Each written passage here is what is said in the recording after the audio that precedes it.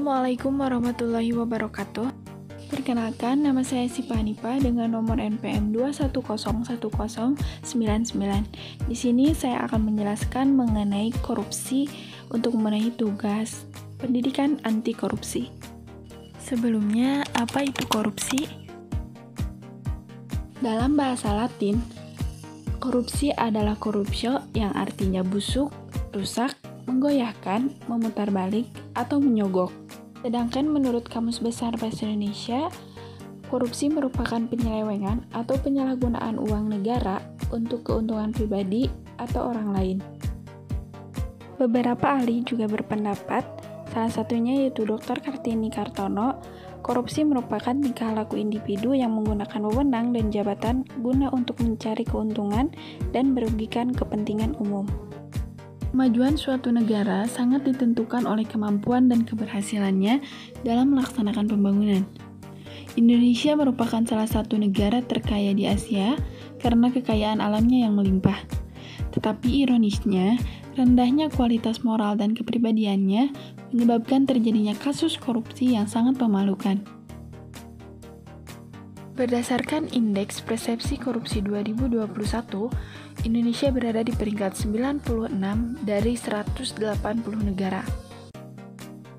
Sementara itu, berdasarkan survei dari Badan Pusat Statistik (BPS) di tahun 2021, indeks perilaku anti korupsi berada di kisaran 3,88%. Dilihat dari sudut pandang hukum, tindak pidana korupsi secara garis besar memenuhi unsur-unsur seperti perbuatan melawan hukum, penyalahgunaan kewenangan, kesempatan atau suara, memperkaya diri sendiri, orang lain atau korporasi, merugikan keuangan negara, dan juga perekonomian negara. Korupsi juga disebabkan oleh beberapa faktor. Yang pertama, faktor internal. Faktor internal ini merupakan faktor utama penyebab korupsi yang berasal dari dalam diri sendiri, yaitu sifat dan karakter seseorang yang mempengaruhi segala tindakannya. Ada dua faktor internal yang menjadi penyebab terjadinya korupsi. Yang pertama, sifat tamak. Sifat di dalam diri manusia yang menginginkan sesuatu melebihi kebutuhannya dan selalu merasa kurang. Yang kedua, gaya hidup konsumtif. Perilaku manusia yang selalu ingin memenuhi kebutuhan yang tidak terlalu penting sehingga tidak menyeimbangkan pendapatan dengan pengeluarannya, atau misalnya hedonisme. Faktor yang kedua yaitu faktor eksternal, penyebab terjadinya korupsi yang berasal dari lingkungan sekitar yang dapat mempengaruhi pemikiran dan tindakan seseorang sehingga dapat melakukan korupsi. Misalnya faktor ekonomi, faktor politik, faktor organisasi, dan juga faktor hukum. Berikutnya, jenis dan bentuk korupsi. Yang pertama, penyuapan atau bribery. Yang kedua, penggelapan atau embezzlement. Yang ketiga, kecurangan atau fraud.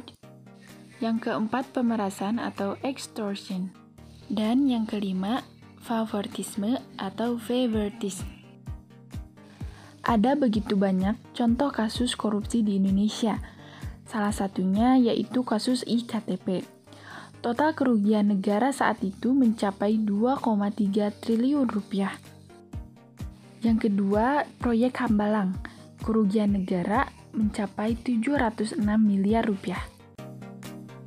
Kasus yang ketiga yaitu kasus korupsi bantuan likuiditas Bank Indonesia atau BLBI yang total kerugian negara mencapai 3,7 triliun rupiah. Tindak pidana korupsi yang telah berkembang dan terjadi secara sistematik dan meluas harus segera dilakukan penanggulangan secara tegas.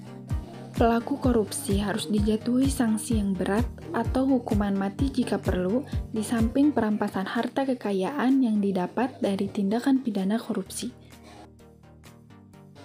Kerjasama berbagai pihak harus ditingkatkan agar proses penegakan hukum berjalan dengan tertib dan sesuai dengan prosedur, sehingga sanksi tersebut mempunyai efek jera dan pada akhirnya menjadi anggota masyarakat Indonesia yang baik dan berguna. Mungkin cukup sekian yang dapat saya sampaikan. Mohon maaf atas segala kesalahan. Wabillahi taufiq wal hidayah. Wassalamualaikum warahmatullahi wabarakatuh.